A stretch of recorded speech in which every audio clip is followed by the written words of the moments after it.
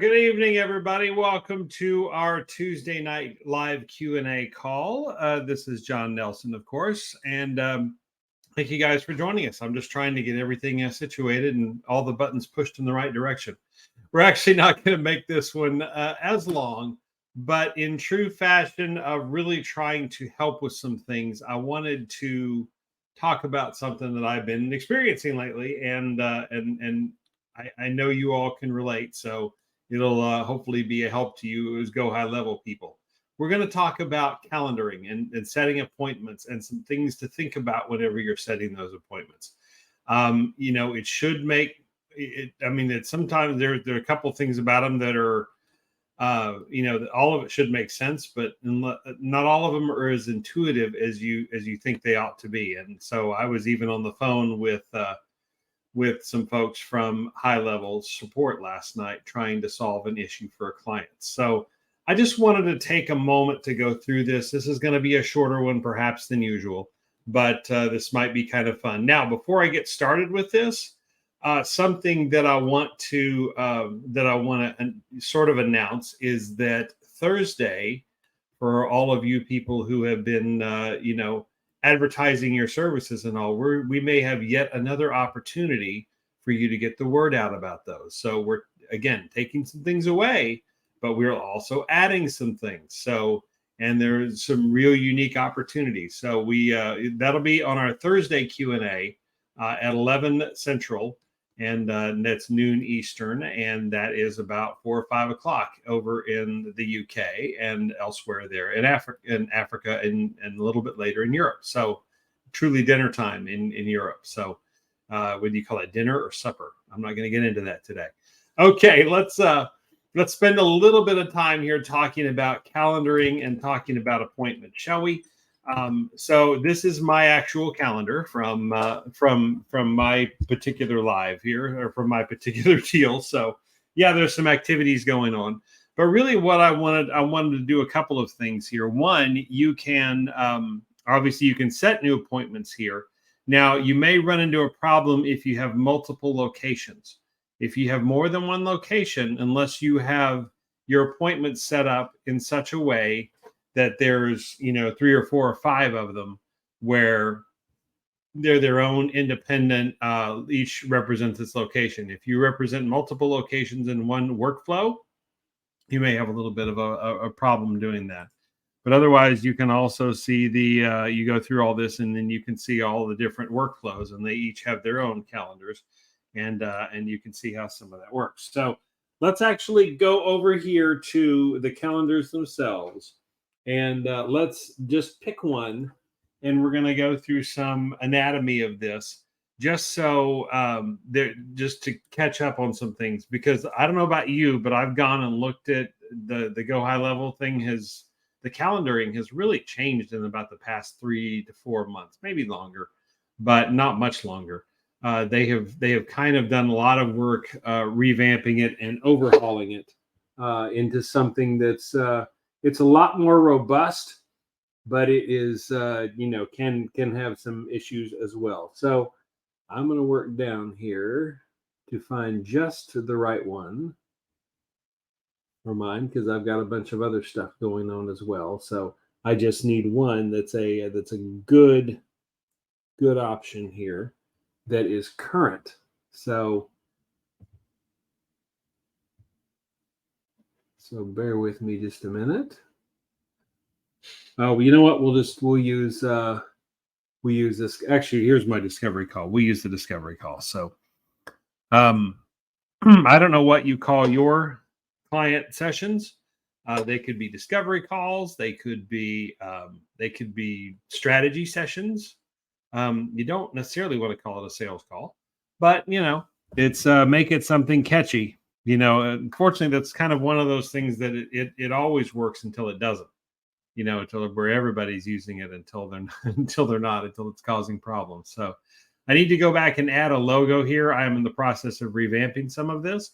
So what you can do right here so this is the first page of your particular appointment. So when you're setting this up. So we're just going to go through this, and I'm going to talk about some things along the way how they've changed a little bit over time, and how you can use some of them really to your advantage to do some things a little bit differently. So that starts right here with the logo. Now it's a square logo, and this is on the page whenever you go to a scheduling link. It's kind of in the top left corner, or it's depending on which one you set up and use. But this could be a logo that you would put there. So I wonder if I can do that really quickly in a way that makes sense. No, I'm not going to do that. Yeah, I need to go back and redo that. Okay, so now they have these things called groups, and so what you can do with the groups here. That's the next thing down here. What you can do with the groups is have pages of, let's say you have a list of classes. I saw the other day with one of the students I was working with for Atlas Agency Launch Lab. So they have a list of classes, and you can and it goes to an appointment page, which is you can set up calendars, and you can set up calendar groups. So the calendar groups have their own pages too, their own web pages. So you can copy those and put those in, and then it shows you a whole list of different calendar events. So you can pick which one is appropriate to you. So say maybe a class schedule you could put in there. So that's something you can do with the groups. That's really what you can do with the groups. Otherwise, kind of keep everything just sort of sane. All right. Now, speaking of widgets, this is this is this is the way that it appears. Well, the widget's down there. So this is the description. So this is the title.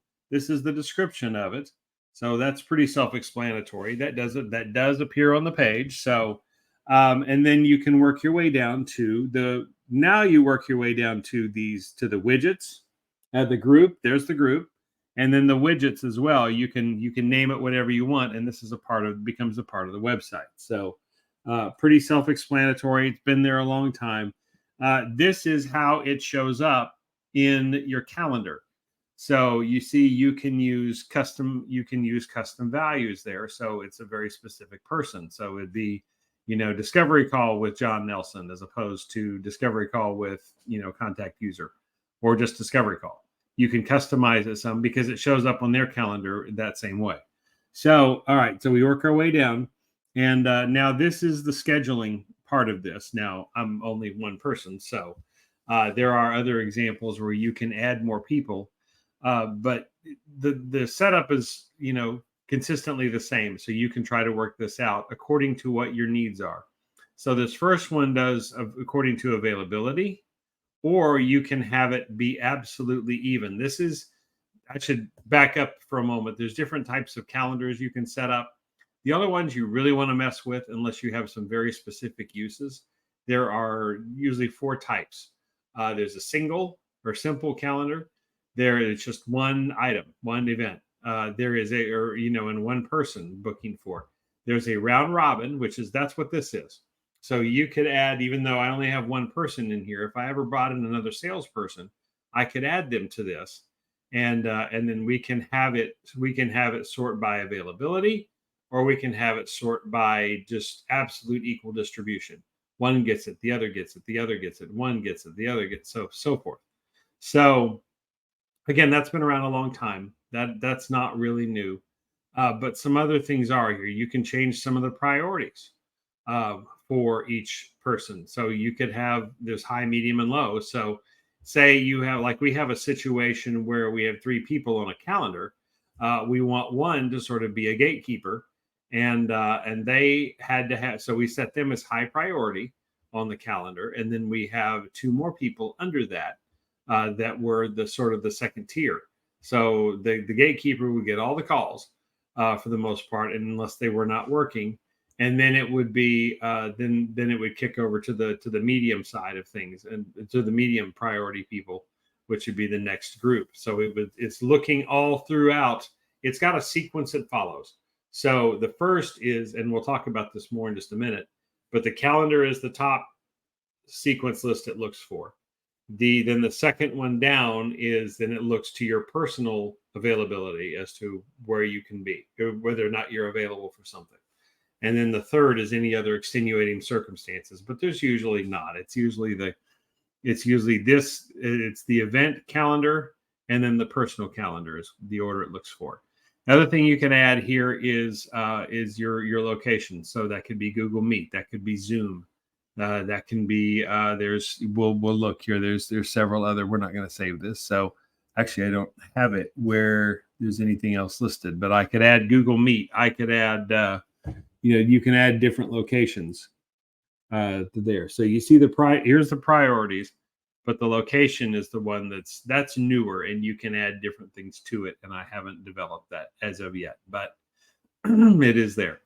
Okay, is there anything else that I'm missing here? There's not, except you can add additional team members, but I don't have any. The color, self-explanatory. You can have a rainbow looking set of options there in your calendar, so that's fine. All right, so we go to page 2. There are now, if you look over here, there's not as many pages as on some, but there's still a bunch. There's like 4 or 5 pages, and it adds more depending on what capabilities that you add to the system. Okay, so now let's talk about availability and scheduling. So as I mentioned, this is the calendar this is the availability for this particular event, the discovery call. Okay, so you can set, this can be different than your work time. So if you have, you only dedicate mornings, let's just say, to sales. So the mornings in your day are nothing but sales. So you set this to be nothing but, 8 a.m. to noon or 9 a.m. to 1 or something like that. That's appropriate for your schedule. And so when you set that is the only time it will allow anything like this to be scheduled. So you could segment your day. You could have sales in the morning when people are, likely to be by themselves, and so for business wise, and so they might answer the phone a little better. Or then you can have operations things kind of in the afternoon, and you have a separate calendar for that. You can split days if you need to. You can also copy, so you can put one only on one day and then copy it the rest of the way down if that's what you want to do. So, but that's important. This is important to notice because, we're going to look at a second set of calendar in my profile here in just a minute. And so it's the second thing it looks at. So first it's looking for this, and then it's looking for everybody that's involved. They have their own unique calendars there of doing that. So, all right, so we work our way down, and this is probably the most confusing aspect of the calendar system, period. I'm sure many of you will agree with it. It's very powerful, but it's also very confusing, or can be very confusing if you get out of kilter with it. Starting with this one up here, the interval. This is when you want an event to start. So if it's every 15 minutes, it'll look at 5 o'clock, 5:15, 5:30, 5:45, 6 p.m., 6:15, and so on. If you want every 30 minutes, that's obvious. If you put 60 minutes in here or 1 hour, it'll start only on the hours. So realistically, I mean, it's 15 to 30 minutes, depending on how long the next field I'm going to talk about is how you kind of schedule that, where you build in some break time if you want, or you can. The thing that I forget, and the thing that we all forget sometimes, is that you can leave these blank. It took me forever to be reminded of that. And you see some of them are blank. So you can actually leave these fields blank, and it will just use its best guess as to what you're going to do. So, I mean, you could have any number of, you could put this for 15 minutes and have it scheduled, or you could just leave it blank and just kind of see what happens. Of course, you might get some odd appointment times, but it'll list a whole bunch of things as to how much that's going to be, how often that's going to be scheduled. Okay, the duration of the event, self-explanatory. You can make that as long or as short as you want. I would give yourself a little buffer time if you can, either in the event listing itself, or there is an actual interval down here that you can spread them out in between. So always figure it's going to go longer than it does. Okay, give yourself that buffer so you don't cram it together, because, well, there's a reason for that. But let's just say you have your average discovery call should be, I mean, like mine is about 40 to 45 minutes. but I went ahead and put 60. I want to put 60, so I have plenty of opportunity there to so I have buffer zone built in case craziness happens. Where these calendars run into real problems with rescheduling, and they don't have an easy solution for that. There's any number of solutions as to how to deal with rescheduling and canceling, mostly rescheduling. But and including, well, we'll talk about the reschedule link here in just a few minutes. There are some issues around it that if you don't use Google Calendar can be a problem. Okay, so then this is the amount of notice you need. Give yourself some notice, 3 hours or something. It doesn't have to be forever. There are some people though that leave this blank that say, hey, whenever, I'll figure it out. I just think that's asking for trouble, but that's me. This is an individual lifestyle thing. So you want to give yourself a couple hours notice. Anybody who is really serious is willing, is okay to do that. They surely understand that is a part of doing business, instead of right now, because then they'll end up being awful clients, probably, because they're always demanding. They demand perfection, and not that you shouldn't provide it. You certainly should. You should make every effort. But sometimes the always yesterday mentality leads to mistakes and leads to problems and leads to them generally not listening and not being accepting of what it is that you're offering service-wise. Okay. Number of days out that you want to show that for options to schedule. This is different for every person.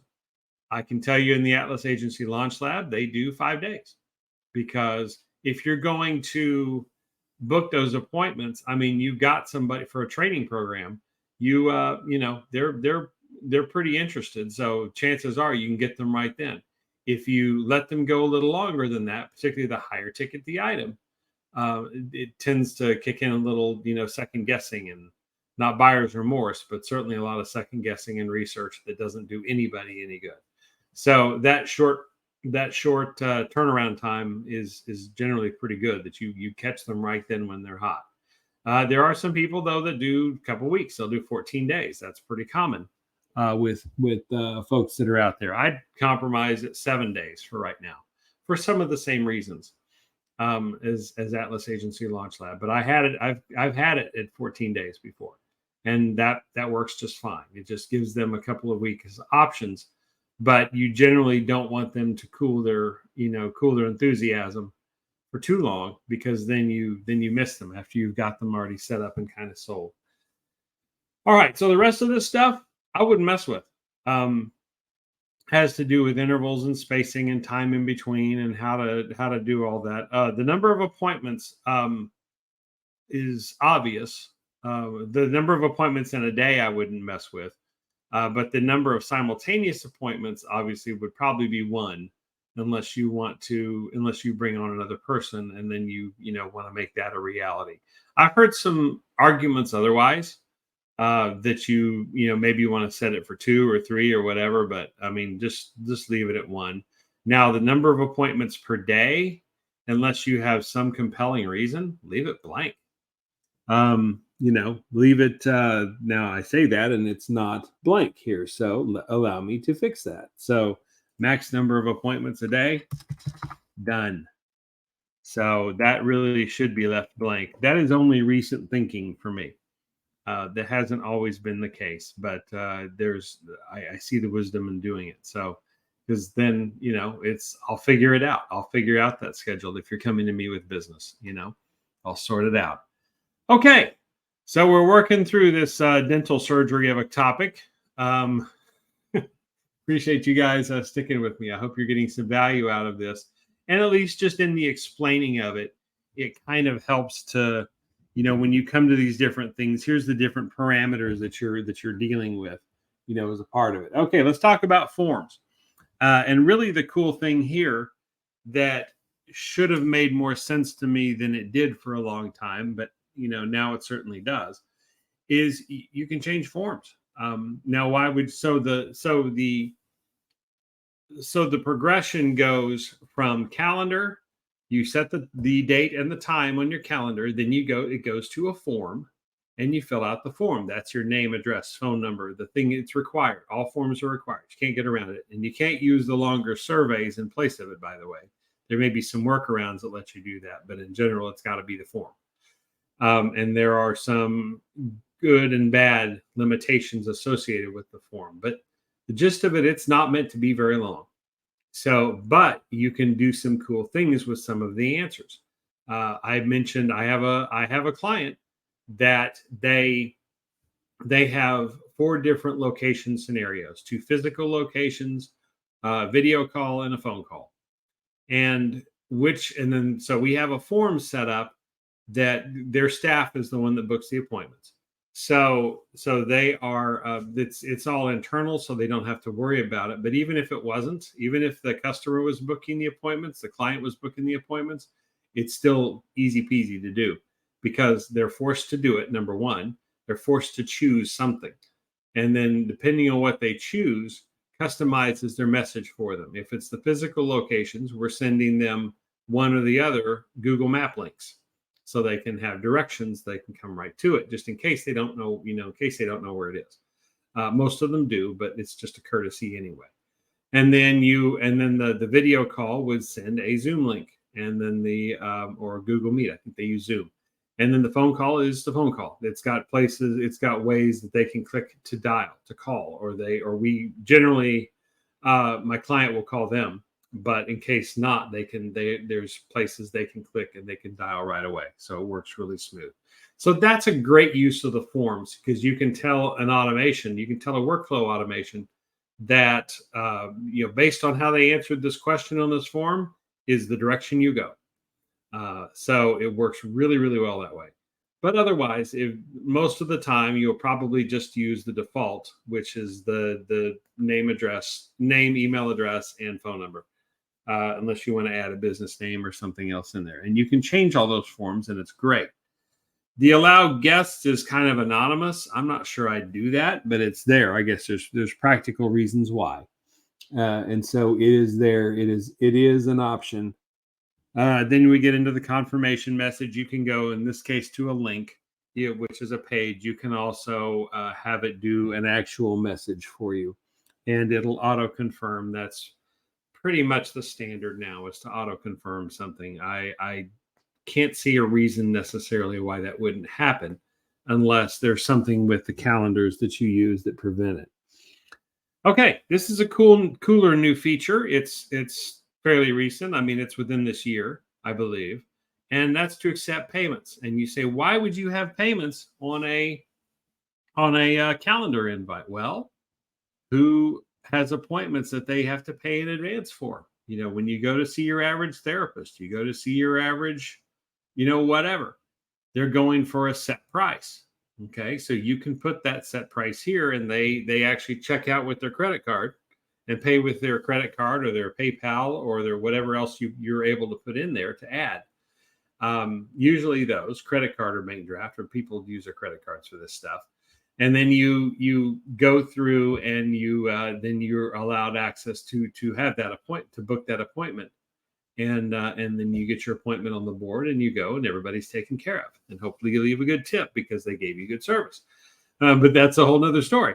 But you can add payments here, and now you will need to have those set up in the payment section. We can show you that if you want, but you choose your payment provider, either Stripe, Authorize.net, NMI, or PayPal, and then you have the products actually set up in that system, and then they transfer over and get pulled into Go High Level, and you can associate one of those products here with what they're accepting the payment for.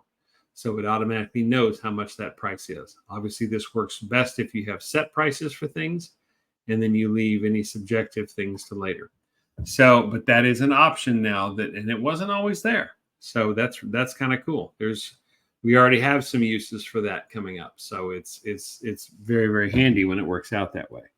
All right. So notifications. This is nothing really new here as far as that goes. So you can now you can send. There's really nothing else. I mean, you can the acknowledgement. I don't know. There's a couple other things, I guess, but the acknowledgement is really what you want, or I'm not sure where you would add something else to that. Now let's come down here and let's talk about this. So these are the different areas that are baked in that you can notify somebody. Okay. So this changes somewhat depending on if you have workflows or workflow this is attached to, and it detects that has assigned users. So you can assign a user, a member of your staff or you, in case there's any doubt, you can assign the user to that, and you can have it communicate just with them and not with make it where not everybody else gets that. In the case of if you don't have an assigned user, attached to this, that assigned user piece won't show up. But you do have the contact, and that's pretty much always there. Why it's not checked, I don't know. I think I updated some things in the meantime. Okay, so then you can add separate emails. So I'm actually going to turn that off because the assigned user and the other is perfectly good enough. If I wanted to add other emails, I could do that. Say you have a receptionist desk and they need to know what's going on if somebody books it, but they're not the assigned user, they're not the one that the appointment is actually with. If it's an appointment, then you can notify them that, hey, there's been an appointment booked. Be on the lookout for them when they come in. Okay, let's talk about connection a little bit with we'll start this here and we'll finish it later on. But when you first sign up for Go High Level, or when you first sign up for the external service, either Google Workspace, Gmail, Microsoft 365, or just Outlook.com, those accounts, the paid and the free tiers, respectively, of those two, you need to come in and you need to connect those calendars. And I'll show you briefly where that is in just a little bit. But the meantime, some of these settings down here deal with what happens in that particular case. So you can, so you have some different options down here. The first one is, do you allow, and if you have Google, if you have Microsoft, this doesn't work. So there's already some problems there, and there's some more problems in a second. The Microsoft setting, I will tell you from experience, I mean, it's good that it's kind of like an iPhone in some ways. You set it and almost forget it. It just does what it's going to do, the way it's going to do it, and it generally works, and you'll generally like it. It is not as tinkery flexible as Google and say, and even Android is. So, but certainly Google stuff in this case. So you get a lot more choices here that you wouldn't get otherwise. So you can allow Google to manage the calendar. You can take it from if this is a main calendar, and you can copy it over to that person's calendar, which I'm okay with doing that in this particular case. I want it on my calendar. I want to make sure that's there. So there's just one less thing I've got to mess with. And so those are the different checks you can have there. But my calendars are on Google Workspace. I've also been on Microsoft 365. And so it works. I have clients on Microsoft, but they don't give you as much control necessarily, granular control, as maybe you would like in the calendar section. So let's keep moving on here. We're going to wrap this up here before too long, but it's still, I hope it's good information for you. All right. Speaking of custom integrations, here you go.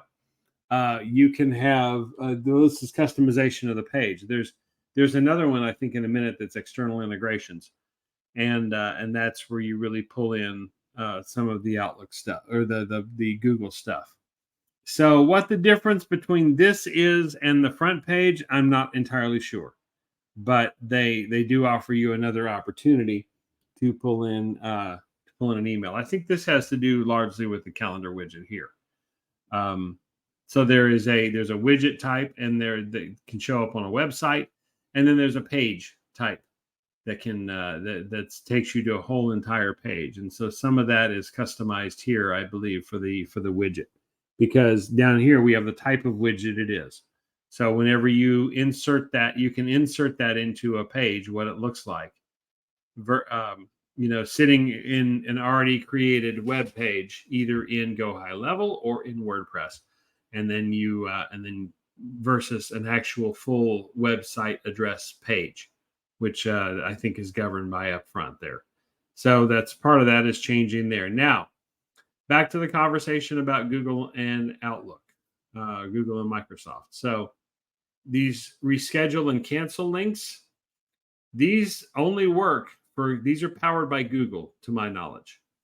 That's the only place that they work. Let me see if anybody's we got some activity on the chat here, guys. But thank you for that. I'll get to that in just a second. But this is only powered by Google. So if you're running Microsoft, these reschedule links, so far as I notice, don't work.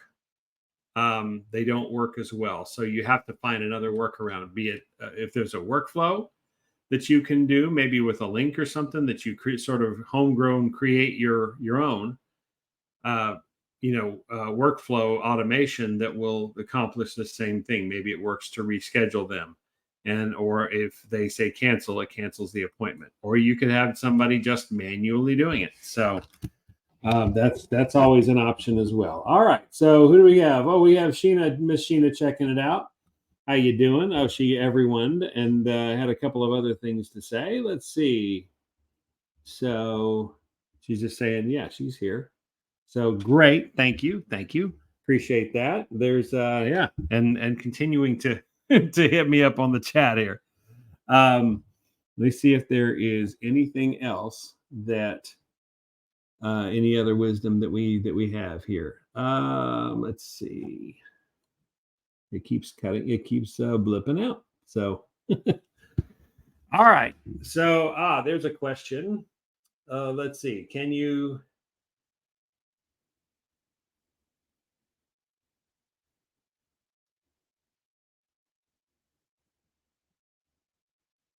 use an email or calendar that is connected through, can you use an email or calendar that is connected through Namecheap?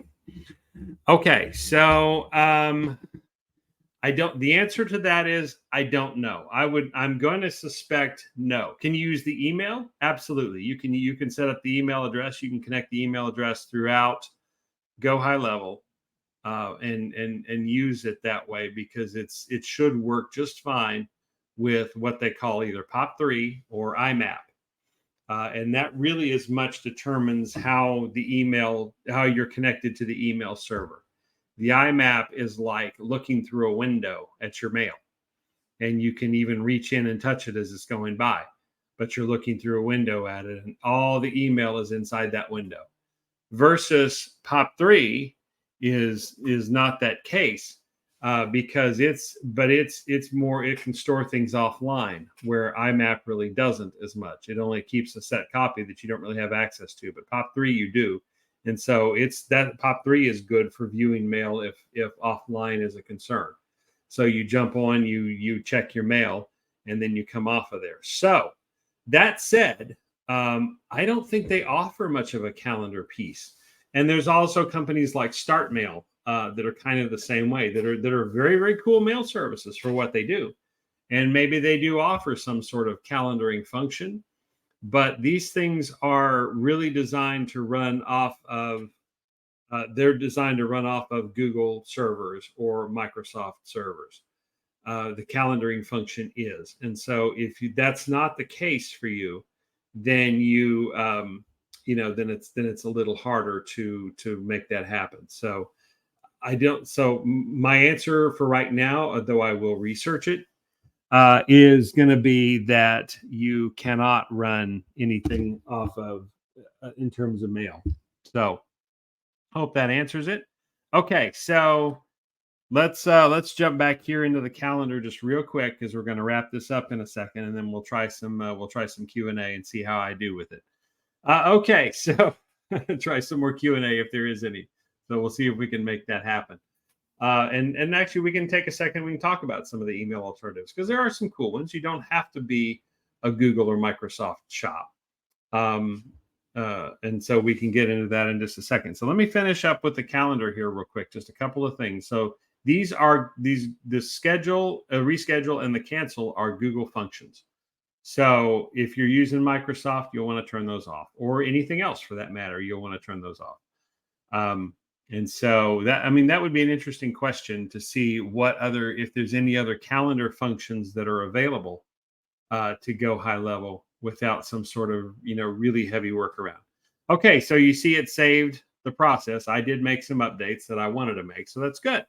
So we did that. So let's head back over here for just a second, and let's talk about some email providers just real quick. There is, of course, there's the free and the paid of Microsoft and of Google, and both of them should work fine with this. And by that I mean the email works great. The contacts probably work great too. That is a good question, though, as to whether or not you have the same sort of flexibility of contact management if you use something like a Start Mail or the mail that comes with Namecheap. They have a premium service that you can use, and Start Mail actually goes by a bunch of different names. They've went and gathered a lot of domains. There's at least 10, if not more, and they're willing to go get more. Where they have it's names they've set. It's the exact same service, but they have set up their own mail system through it. That also could bring in something like a Zoho, and they have their own mail system, and you can have any mail system. There's any number versions of them that provide a email service for you. Okay, so there's any numbers of brands of software that do that. A lot of them baked in. There's the Zoho. I think Zoom has one now that's Zmail. There's many.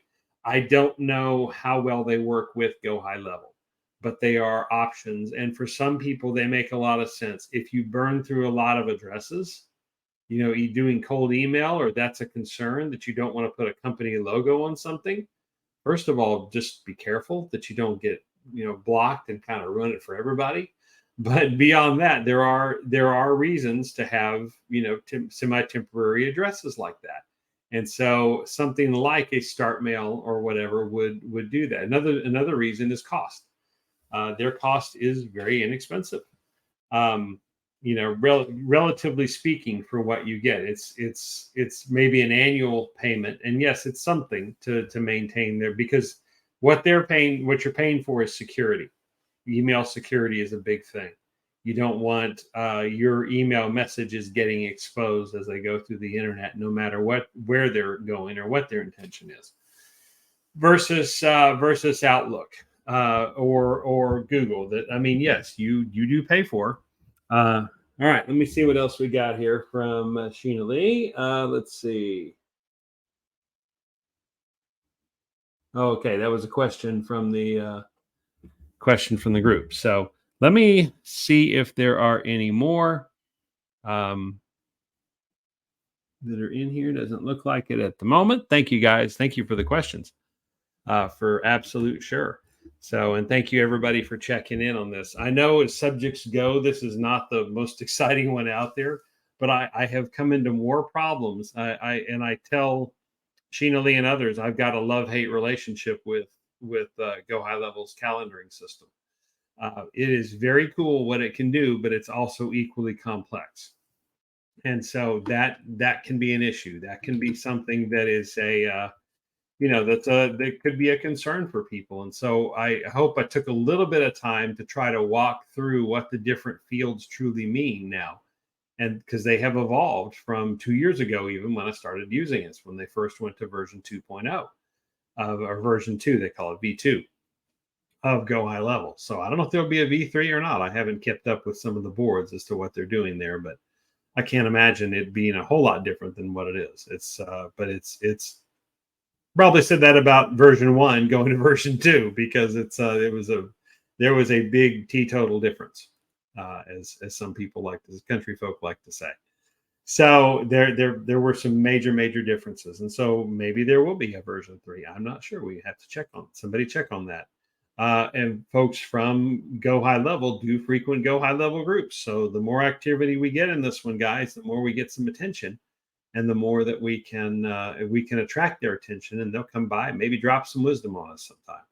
and we'll try to work on those connections and see what we can do about getting some insights into Go High Level.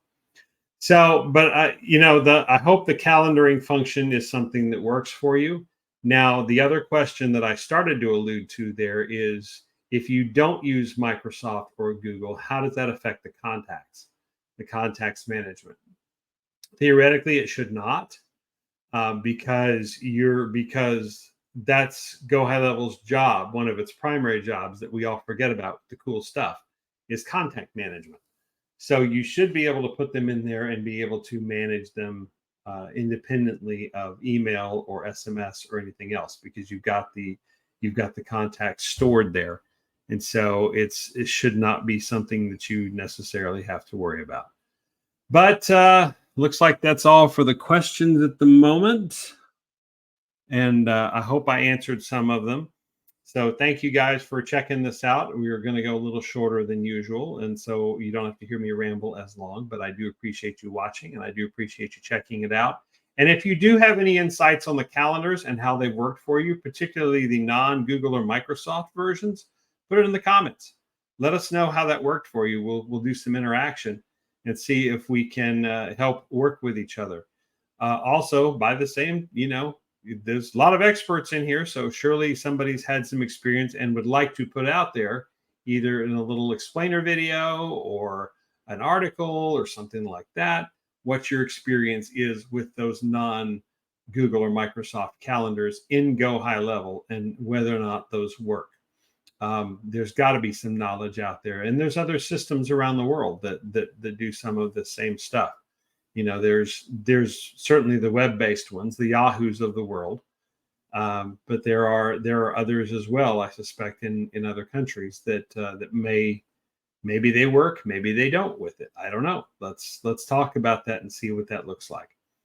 Otherwise, I will be back here on Thursday, and I am going to be joined by the person, the queen of the chat this evening, Ms. Sheena Lee, and we're going to have some announcements for you guys who want to advertise what you do. Yet another opportunity that we think you're really going to like, and that's all I'm going to say about it. So the Thursday Q&A is at 11 noon Eastern, 11 Central, 11 a.m. Central. That's about 4 or 5 in the evening in the UK, and about 6 or 7 in the whole of Europe. And we'll catch North Africa, a lot of times, in Africa in general, during that time frame as well. And then we'll be back here. Those of you in the Eastern Hemisphere can certainly watch it. You're certainly welcome to check it out. We know it's going to be late for you guys. And then we'll talk some more about it next Tuesday when we do this thing again at 6:30 Central, at 7:30 Eastern, and about 10:30 in Sydney, Australia, maybe 11:30. I haven't got that time frame right. Just when I have it figured out, I don't have it figured out, as was proof today. I had a calendar mix-up trying to get with somebody in Australia. So thanks, guys, for watching. We will catch up to you very, very soon. Have a good night.